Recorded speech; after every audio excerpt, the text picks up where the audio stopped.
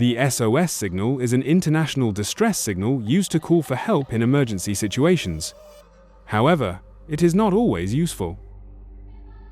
Sometimes, a cry for help can lead investigations to a dead end. This is a giant symbol that was discovered on a mountain in Hokkaido in the late 1980s. Yet, to this day, no one has been able to answer the question of who the true owner of this mysterious distress signal is. What secrets are hidden in the cold darkness of the wilderness? Join us in today's video, The Mysterious SOS Signal on Hokkaido Mountain.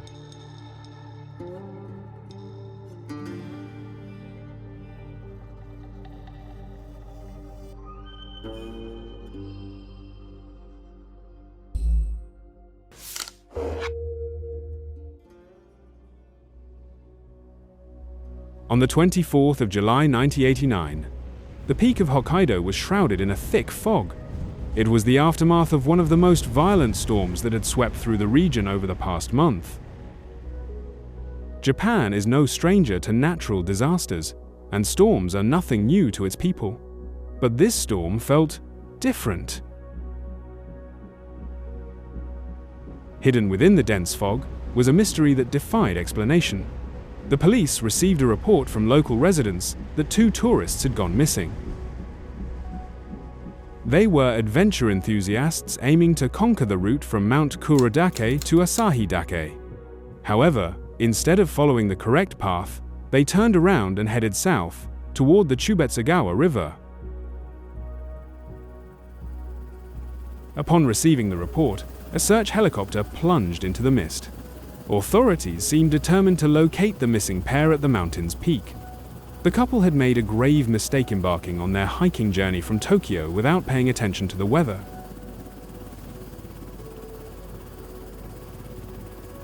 They vanished as if swallowed by the mysterious fog, leaving no trace behind.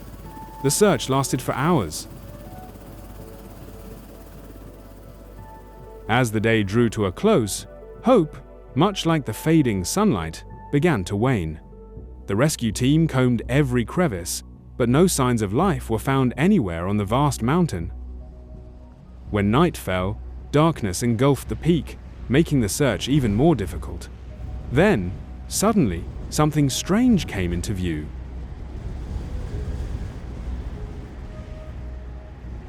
Amid the deafening roar of thunder, a massive distress signal appeared on an open patch of land to the south of Mount Asahidake.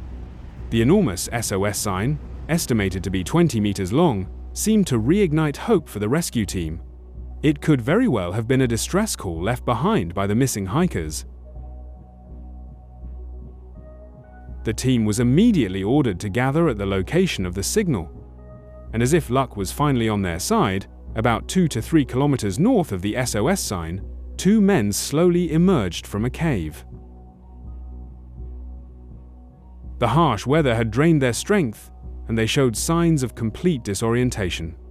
The lost hikers couldn't believe they had been found and rescued. Perhaps the cold, merciless night had convinced them that death was inevitable. The rescue team successfully saved the 2 tourists from the clutches of death. They were in urgent need of medical attention, so the police quickly provided food and transported them to safety. It was clear that the giant SOS signal had been the key to this miraculous rescue. The search team emphasized how their survival efforts, particularly the distress signal, had led to such a swift operation. However, the 2 rescued men seemed bewildered. They claimed they had never created an SOS signal. In fact, they weren't even aware that such a sign existed near their shelter. So then, who created the SOS signal on the mountain?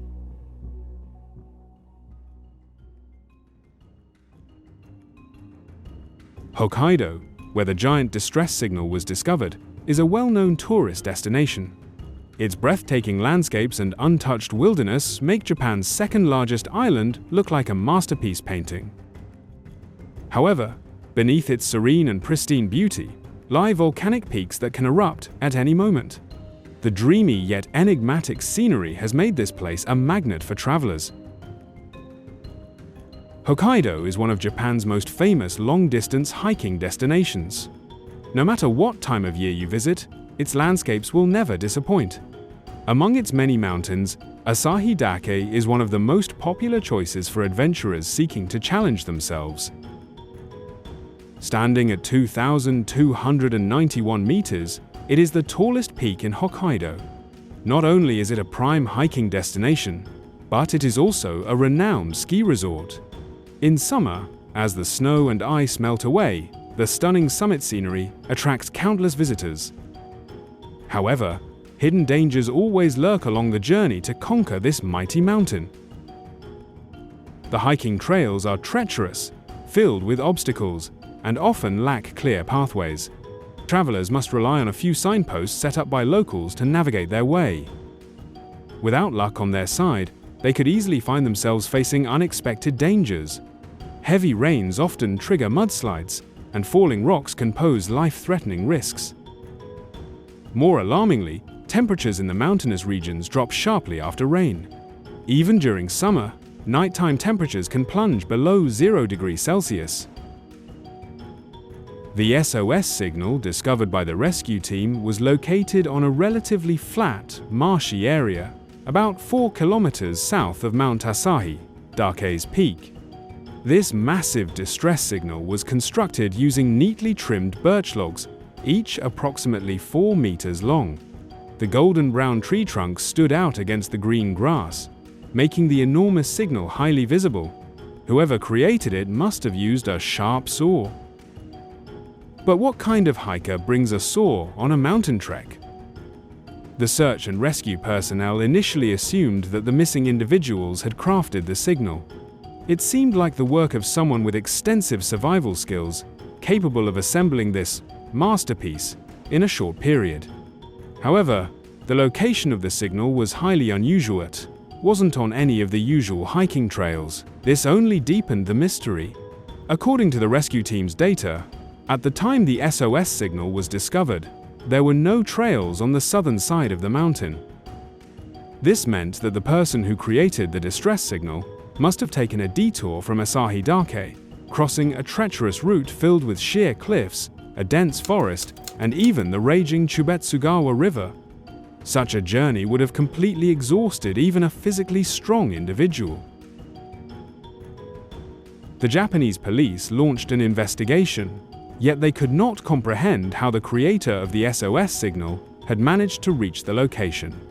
They were certain that a hidden secret was still waiting to be uncovered. An incredible stroke of luck had saved the 2 missing men, but there could still be others in danger, desperately in need of rescue. Unfortunately, it was too late in the day to dispatch another rescue team. All the police could do was hope that anyone still stranded in the mountains would survive until the next morning.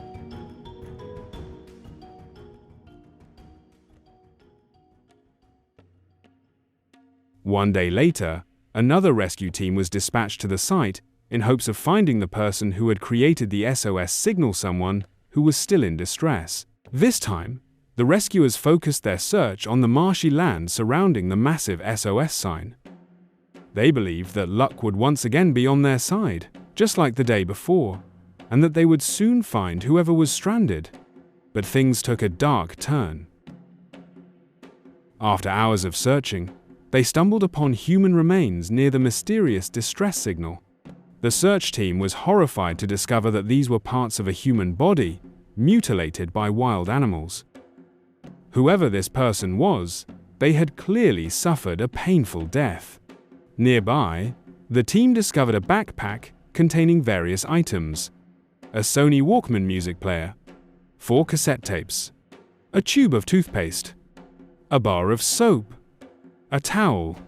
At first glance, these seemed like belongings of the missing hikers. This suggested a possible connection between the skeletal remains and the distress signal. But there was a contradiction. How could someone physically strong enough to construct a massive SOS signal using 19 heavy birch logs be overpowered by nature? The rescue team continued their search, but they found nothing more. No additional hikers were discovered. The mission had failed. This case was turning into a complex mystery that required much more time to unravel. A lonely death in the mountains. Local residents pointed out that the weather on the mountain was unpredictable. Storms could suddenly roll in without warning. Perhaps the creator of the SOS signal had spent their final moments waiting for help that never arrived. Could the skeletal remains be that of the person who created the distress signal? But who were they, and where did they come from? In hopes of answering these questions, the police sent a bone sample for forensic analysis. 2 days later, experts from Asahikawa Medical University reported their findings. The remains belonged to a woman. She was between 20 and 40 years old. Her height was around 160 centimeters, 5'3". She had blood type O. She had suffered multiple broken bones before her death. She likely died between 1 to 3 years ago. And that was all the police could uncover. There were no records, no missing persons reports, and no way to identify who this woman was or where she came from. Something doesn't add up. The more police analyzed the evidence, the more inconsistent the case became. When they recalculated the weight of the wooden logs used to create the SOS signal, the mystery only deepened. Each log weighed between 50 kilograms and 150 kilograms, 110, 330 pounds. That meant that in total, the person who built the SOS signal had moved nearly 3,000 kilograms, 6,600 pounds, of wood. But how could a woman of average height, with multiple fractures before her death, possibly accomplish such a feat alone? To construct a distress signal of that massive scale, someone would have needed specialized tools to chop down large trees, extraordinary endurance to carry the logs across rugged, mountainous terrain. This would have been an exhausting task for even a team of trained survivalists. For a single person, it seemed impossible. Unless someone had helped her. But who? Now, what began as a simple rescue mission had turned into one of the most baffling mysteries the police had ever encountered.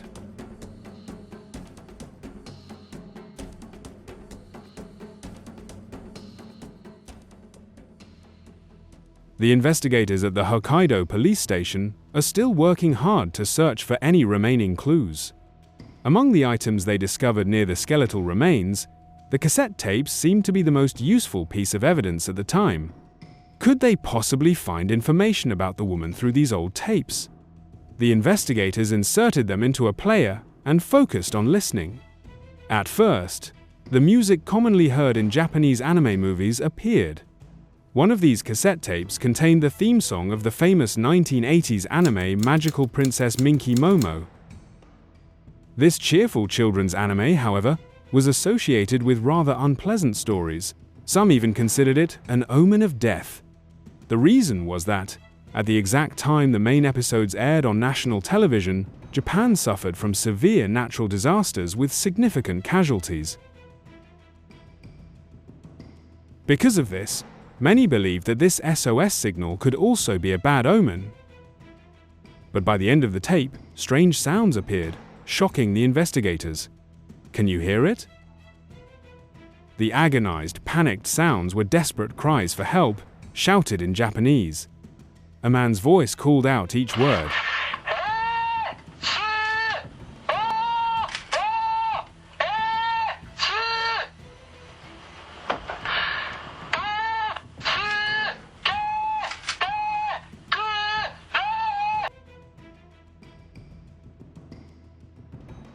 After piecing together these broken words, the distress message could roughly be translated as, "I can't move.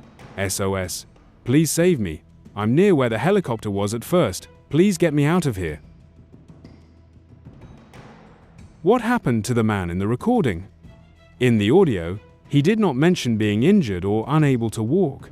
Instead, he revealed that he could not move from the cliffside because the bamboo grass was too deep. Many believe that this mountaineer was trapped in an area difficult to escape from and happened to spot a rescue helicopter. He may have recorded this message on the tape to play it when he felt exhausted after being lost for so long. However, it is possible that he also realized the helicopter would not notice him. Therefore, he risked descending to a lower area, found an open space in the forest, and somehow cut down the birch trees with an axe from somewhere. After finishing the SOS signal, no new helicopter searches were conducted in the area. The reason could be that the rescue team had stopped searching widely and skipped places they had already covered. The weather might also have been a factor, preventing his distress signal from being seen. But wait a moment. The skeletal remains found belonged to a severely injured woman, yet this voice clearly belonged to a man. Doesn't this seem absurd to you? Moreover, the man said he was trapped on a cliff and could not climb up. Meanwhile, the remains were found in a lowland area near the river, not on a cliff at all. Message in the cassette tape related to the massive SOS signal found? If so, why were there so many inconsistencies? The recorded plea for help made no mention of anyone else, as if the man had been trapped alone at the time.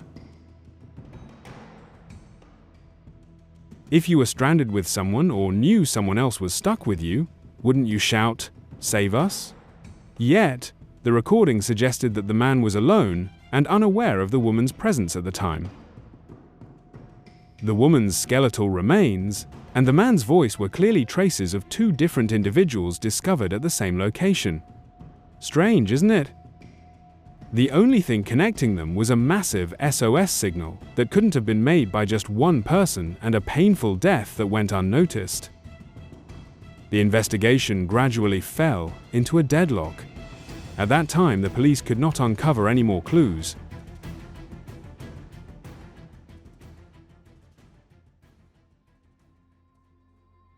However, the massive SOS sign attracted the attention of many when its mysterious story appeared in the mass media. A Japanese journalist, driven by curiosity, set out to find the mysterious SOS signal, hoping to uncover something the police had overlooked. About 50 meters from the distress signal, hidden beneath layers of golden leaves and decaying wood, the journalist discovered a large hole. Inside the hole were various personal belongings. There were 2 cameras, a notebook, and most importantly, a driver's license containing the victim's information. A new ray of hope for the investigation was reignited once again. All the items found belonged to a man named Kenji Iwamura from Konan, a city in southern Japan. This discovery was extremely important because it was highly likely that Kenji Iwamura was the owner of the voice recorded on the cassette tape found earlier.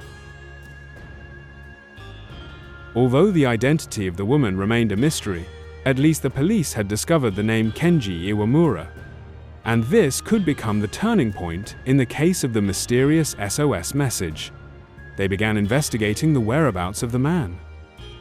5 years ago, 24-year-old Kenji Iwamura set out for Mount Asahi Dake to embark on a hiking expedition. He arrived at a small lodge on the mountain, planning to stay there for the next few nights. He then informed the innkeeper about his upcoming journey. The innkeeper warned Kenji Iwamura that a storm was approaching that night. But it seemed that his youthful enthusiasm made him ignore the warning and start his journey anyway. Time passed, the sky darkened, and everything around became eerily silent before the storm arrived. The innkeeper grew extremely worried as he was unable to contact Kenji Iwamura to confirm his current condition. Hours passed, yet there was still no news of the reckless young man. The storm arrived exactly as predicted. Darkness and fierce winds engulfed the mountain landscape. Days passed, and Kenji Iwamura went missing. Weeks later, he still did not return. The innkeeper never saw him again. When Kenji Iwamura's belongings were discovered near the distress signal in Hokkaido, the police believed the case was solved. They thought there must have been an error in identifying the skeletal remains. The police concluded that the bones found belonged to Kenji Iwamura and that he was the one who created the giant SOS signal. In a later interview, a colleague expressed confidence that Kenji would have indeed tried to build an SOS sign in this situation, as such decisive action matched his personality. Following these clues, they contacted Kenji's family. Kenji's parents confirmed that their son was a passionate fan of anime. This further reinforced the police's belief that the voice in the cassette tape belonged to Kenji Iwamura. The police played the recording for Kenji's family to confirm. It seemed like everything was about to be resolved. But to their surprise, Kenji's parents did not recognize the unfamiliar voice on the tape. Could it be possible that parents wouldn't recognize their own son's voice? That was simply too illogical. We could speculate that, in the final desperate moments of his life, Kenji might not have been clear-headed enough to speak coherently. The poor audio quality of the recording may have prevented his parents from recognizing their son's voice. The investigation once again reached a dead end, as none of the clues seemed to connect with each other. But instead of trying to uncover the truth, the police closed the case after 11 days. They dismissed all inconsistencies in the evidence and officially concluded that Kenji Iwamura was both the owner of the voice in the recording and the creator of the giant SOS signal.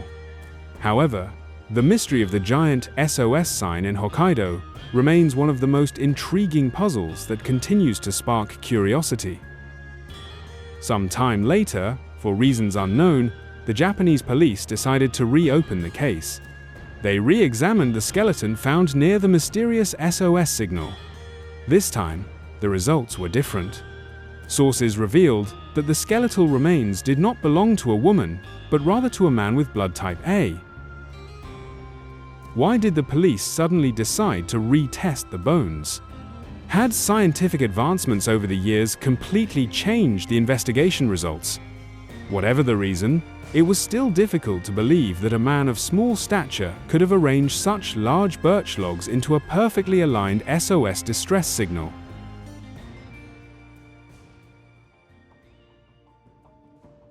The hiking trail to Mount Asahidake is truly exciting for adventurous individuals due to the many challenging obstacles.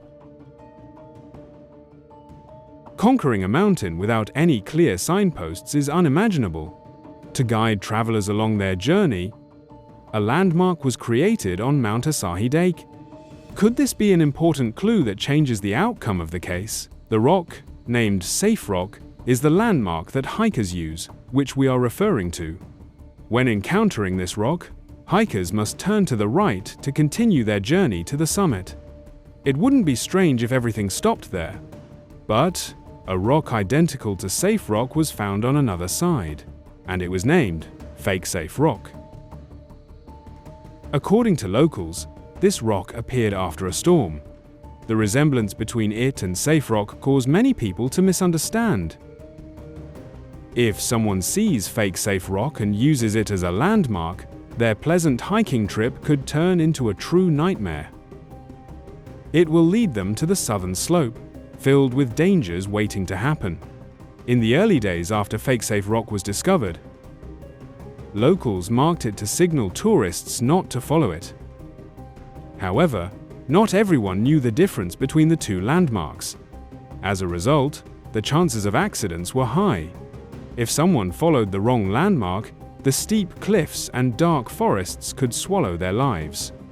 Perhaps Kenji Iwamura, or the owner of the SOS distress signal, was simply too exhausted. They might have lost their clarity to assess the right path and ended up losing their life on the mountain. Let's hypothesize that Kenji Iwamura is the owner of the voice on the cassette tape and the SOS distress signal. His journey may have unfolded like this. Kenji ignored the warnings of an approaching storm from the innkeeper and began his hiking journey up Mount Asahidake. Unlike on normal days, the bad weather made it seem as if Kenji was all alone. There was no one around him.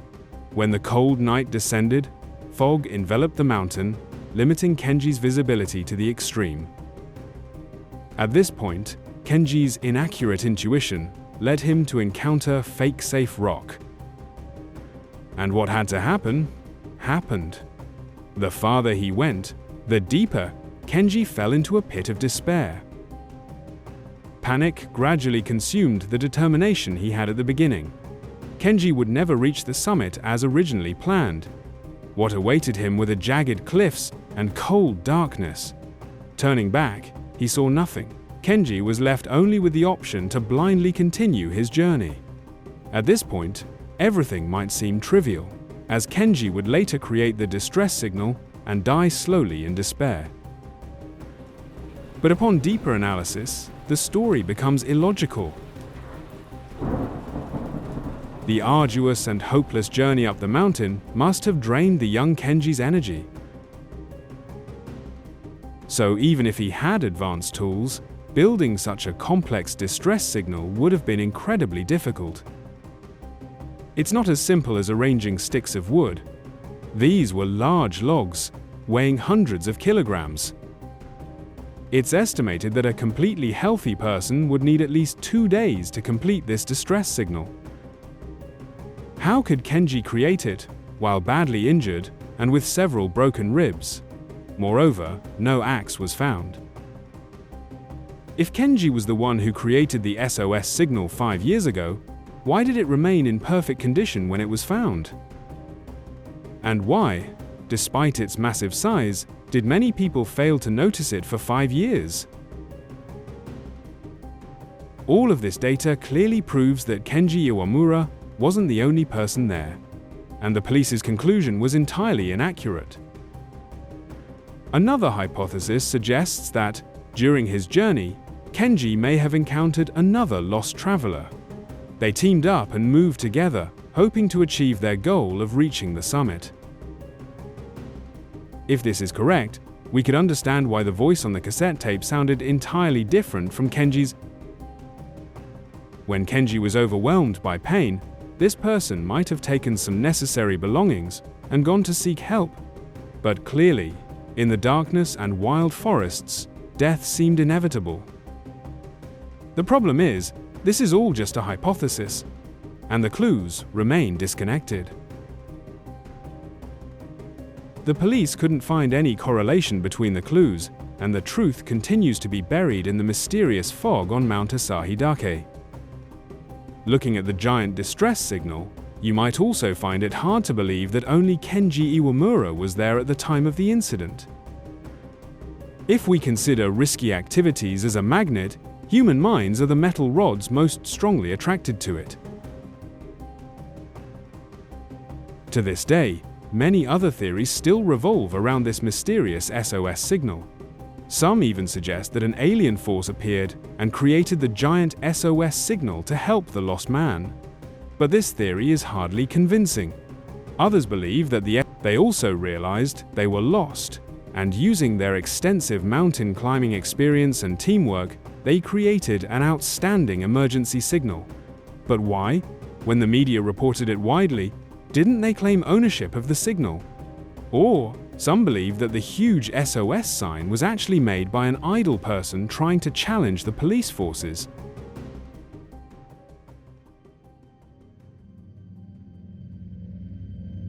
To dispel the rumors and speculations, the police later moved the giant SOS sign away from the scene. They also used ropes and signposts to enhance the guidance along the mountain paths to prevent another tragedy of tourists getting lost.